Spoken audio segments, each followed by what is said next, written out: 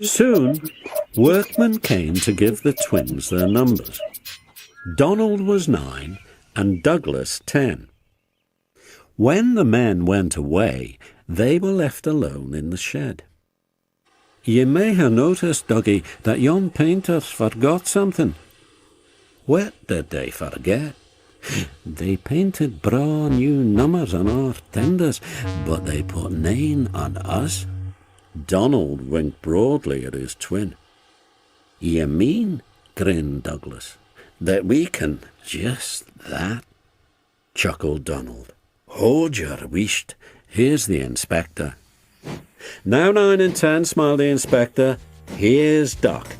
He'll show you round before you start work." The twins enjoyed themselves and were soon friends with Duck. They didn't mind what they did. They tackled goods trains and coaches easily. For once the twins had shunted them, trucks knew better than to try any tricks. "We like it fine here," said Donald. "That's good," smiled Duck, "but take my tip. Watch out for Gordon, Henry and James. They're sure to try some nonsense." "Dinny fash yourself," chuckled Douglas. "We'll soon settle them." Donald and Douglas had deep-toned whistles. "They sound like buses," said Gordon. "Or ships," sniggered Henry. "Tugboat Annie," laughed Gordon. "Ha, ha." Donald and Douglas cruised quietly up, one on each side. "You wouldn't be making fun of us, would you now?" asked Donald. Gordon and Henry jumped. They glanced nervously from side to side. No," said Gordon. No, certainly not," said Henry. "That's fine," said Douglas. "Now just mind the both of you and keep it that way." That was the way Gordon and Henry kept it. Every day Gordon steams in with the express. It's called the Wild Nor'Wester. There is also a special coach for passengers travelling to places on Thomas's branch line. When the other coaches are taken away empty, engines have to remember to shunt the special coach to the bay platform. It does not wait there long. Thomas, with Annie and Clarabelle, comes hurrying from the junction to fetch it. Thomas is very proud of his special coach. One afternoon, Douglas helped Duck in the yard while Donald waited to take a goods train to the other end of the line. As Duck was busy arranging Donald's trucks, Douglas offered to take away Gordon's coaches. Douglas was enjoying himself when an awful thought struck him. "I hope the Fat Controller doesn't find out I shouldn't be here. I couldn't abide going back." He worried so much over this that he forgot about Thomas's special coat. He pushed it with the others into the carriage siding, then ambled along to join Donald at the water column. As he went, Thomas scampered by, whistling cheerfully. Soon Thomas came fussing. "Where's my coach?" "Cooch?" asked Donald. "What cooch?"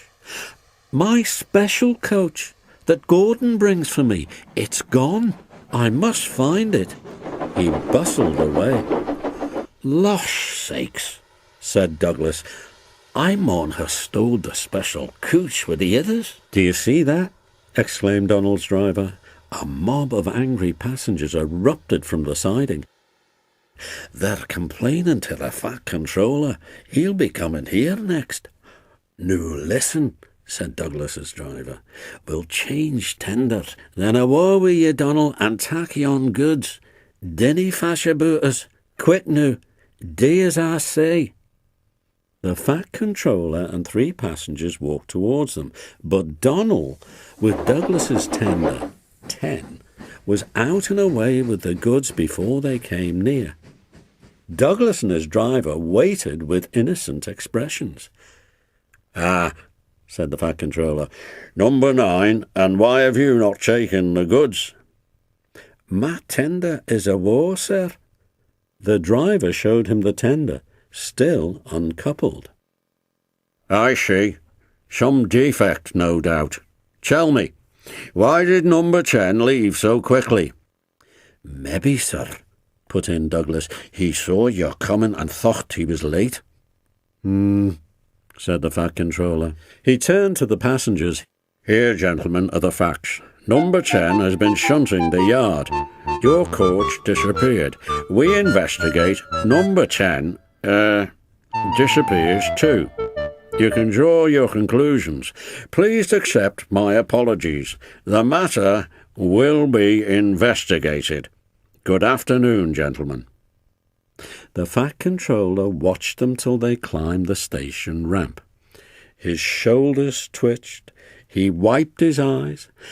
Douglas wondered if he was crying. He was not. He swung round suddenly. "Douglas," he rapped, "why are you masquerading with Donald's tender?" Mavis is a diesel engine belonging to the Farquhar Quarry Company. She's in charge of the stone trucks at the quarry, and when Toby is busy or there are too many trucks for him to manage by himself, she is allowed to bring a loaded train down to Farquhar. She enjoys this because the journey gives her a chance to stretch her wheels. Besides, she sometimes finds it dull up at the quarry with no one to talk to but trucks. For most of the way, the line runs beside a road. Mavis is always very careful, especially at the place where Thomas once had an argument with a policeman. A road crosses the line here, and though there are warning signs, some of the cars and lorries come round the corner much too fast. They make Mavis nervous. "There'll be an accident one day," Mavis's driver often says as they pass the place, and she feels sure he is right. One day, Mavis was late. The trucks had been in all the wrong places, and she had to waste time sorting them out. As she came down the line, she felt them surge against her. "Stop pushing," she growled. They neared the crossing, and Mavis saw a lorry coming towards them.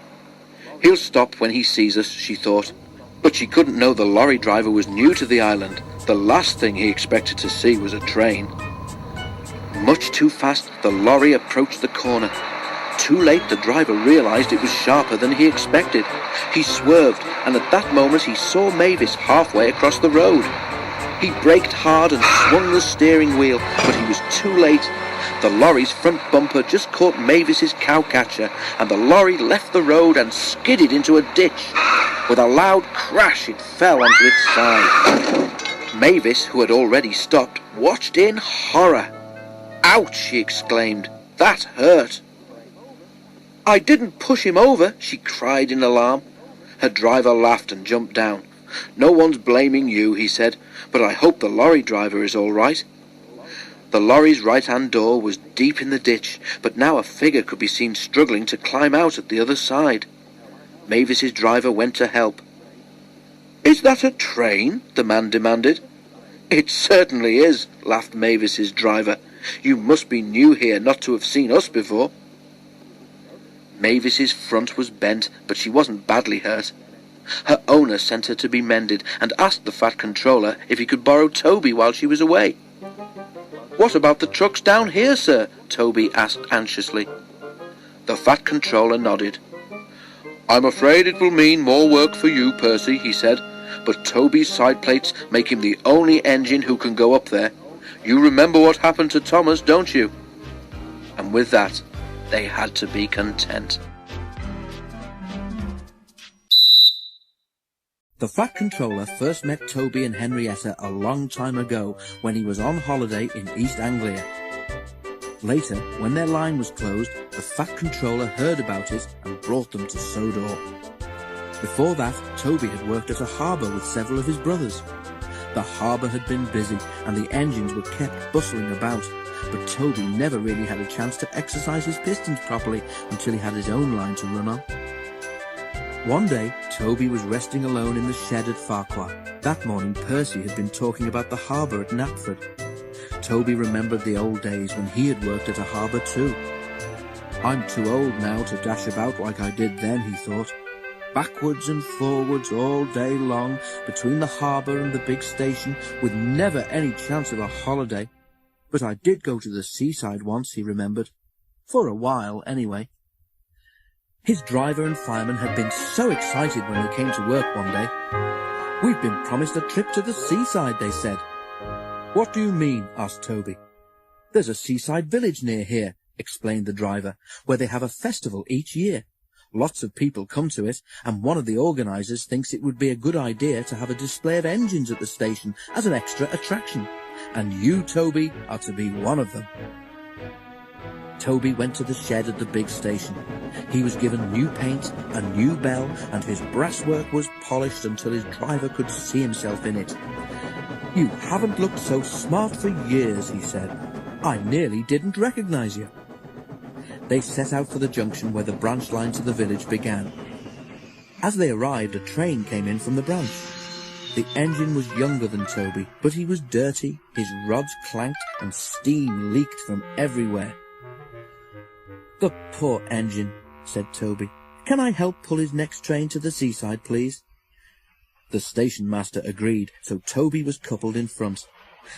"Festival time is the best time of the year," the other engine said. "Lots of extra trains and visitors. I expect you'll be able to stand on the long carriage siding." They soon reached the seaside station, where the station master came out to meet them.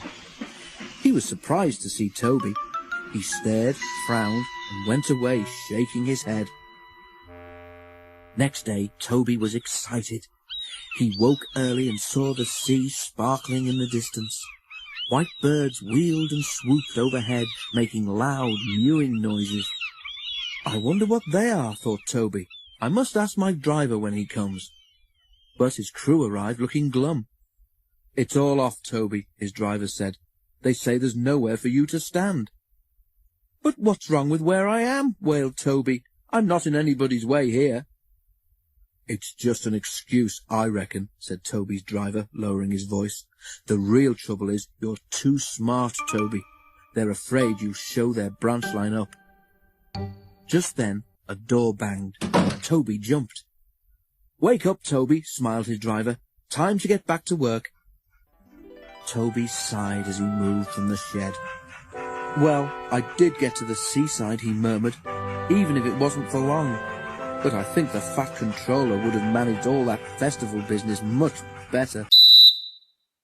During the summer, a party of scouts set up tents in a field beside the line. They bustled about arranging things, but were never too busy to wave to the engines as they passed.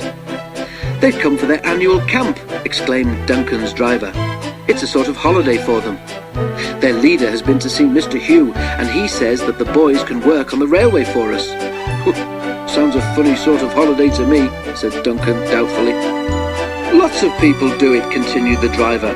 "The Tallyclin Railway, where Sir Handel has gone, has most of its work done like that. The scouts are going to help us. You know that place near the top station where the ditches are bad and we have to be careful when it's wet? Well, the scouts are going to put that right for us." The engines were pleased, because they didn't like having to slow down there in wet or frosty weather. It was anything but frosty at present. Each day the sun shone, and it became hotter and hotter, too hot even for holidaymakers to lie on the beach. Every train was full. The scouts were hot too. They rested thankfully as the trains passed, but their cheerful waves became wearier as the week wore on. On the final day of their camp, Duncan toiled uphill with the last train. He was looking forward to a rest under the trees at the top station. As Duncan neared the place where the scouts were working, he whistled to warn them he was coming. Then he saw a figure crossing the line in front of the train. Duncan's driver put a hand on his brake. "Steady on, Duncan," he warned. "It looks as if the scouts leader wants us to stop for something." Duncan drew gently to a halt, and the leader climbed onto the step of his cab. "Is anything wrong?" the driver asked anxiously.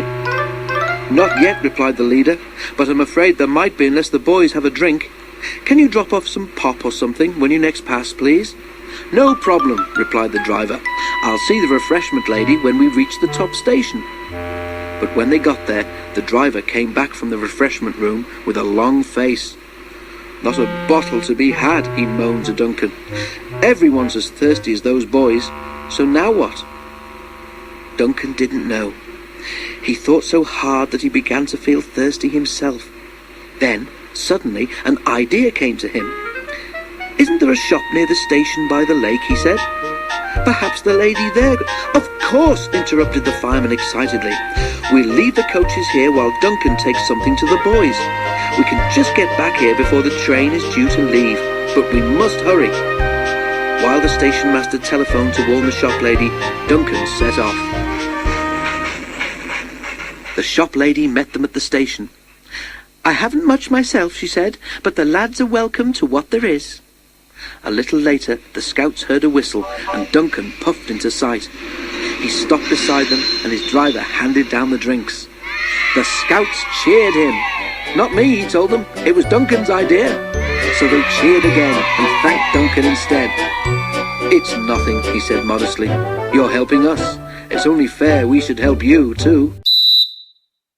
While Percy was away, Terence had done all the shunting in the yard. "Adaptable," he boasted. "That's what my owner says I am. Go anywhere, do anything, that's me. You take my advice and scrap your rails. Broaden your outlook, like me." "Pooh," said Percy. "Me plough a field? I prefer to stay on my rails, thank you." "Steam engines did plough once upon a time," Terence chuckled, "and ran on roads." The engines remembered Trevor and had to admit that Terence was right. Repairs to Mavis took longer than expected, and Toby became used to trundling off to the quarry each morning. Because of Toby's small water tank, his driver and fireman had arranged with the quarry manager that they should bring loaded trucks down to Farquhar at lunchtime instead of later in the day. It saved time too, for Toby would otherwise have needed an extra journey to fill his water tank. This way he delivered the trucks and got water in one visit. Time passed and the weather became colder, with hard frosts during the night. They didn't worry Toby. His fire kept him nice and warm, and he puffed happily to and fro, arranging the trucks, taking them down to the yard and bringing back empty ones. One night it was particularly cold. The ground froze solid, and even Toby felt chilly. Brrr! He shivered as he left the shed and set out, light engine, along the line towards the quarry. When the ground freezes, it swells. At the road crossing, where Mavis had had her accident, the frost had swollen earth in the ruts beside the rails so much that Toby's wheels were lifted clean off the track. There was a crunching noise, a rumbling, and Toby began to shudder. He was horrified. "Oh, he exclaimed. "What's happening?" The line here curves away towards the quarry, but Toby, with no rails to guide his wheels round, simply went straight on. Toby was not going fast. "Whoa there, Toby," said his driver at once, and put on the brakes as hard as he dared. Shakily, Toby came to a stop with all 6 wheels firmly on the roadway.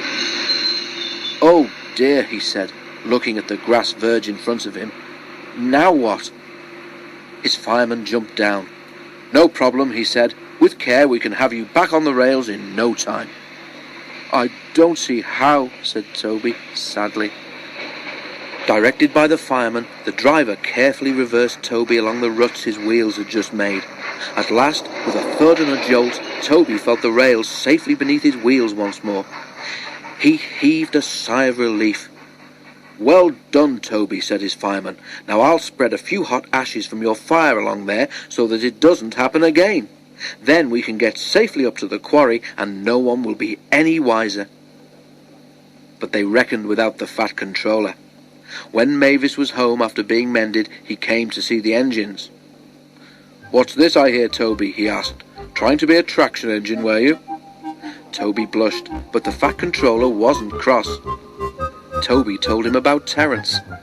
The fat controller laughed. "If I were you," he said, I should leave the roads to what they were made for. You stay on the rails, you'll find them much more comfortable. Toby the tram engine was quick to agree.